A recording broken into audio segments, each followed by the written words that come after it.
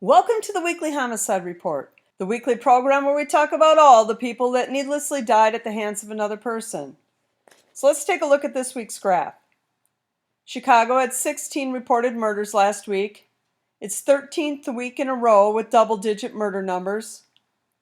Philadelphia had 15 homicides. It's 5th week in a row with double-digit murders.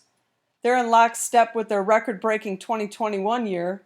Baltimore had 9 homicides, and by the time you're watching this, we'll have likely passed the 200 mark. Milwaukee had 11 homicides, and its 135 murders on the year is 41 higher than last year at this time. Washington, D.C. had 7 murders, and is currently 14% higher than this time last year. There were 21 mass shootings last week, which isn't the most that we've had in one week this year, but it's higher than the 12 a week average that we're going at this year. Sunday, July 17th was the worst day with 9 recorded mass shootings just that one day. The Greenwood, Indiana good guy with a gun in the mall mass shooting was considered a mass murder when you include the death of the shooter. 5 children under the age of 11 and 27 between 12 and 17 were shot and killed last week. Both those numbers are close to the weekly average. I covered the Justin Streeter one. His family moved out of East Harlem only to return to say goodbye and have their son killed. I'll link that in the description.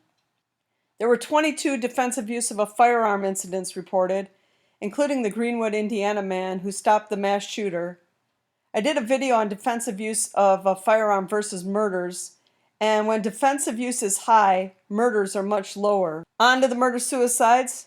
Now, these are just the ones done with a gun, which the majority are.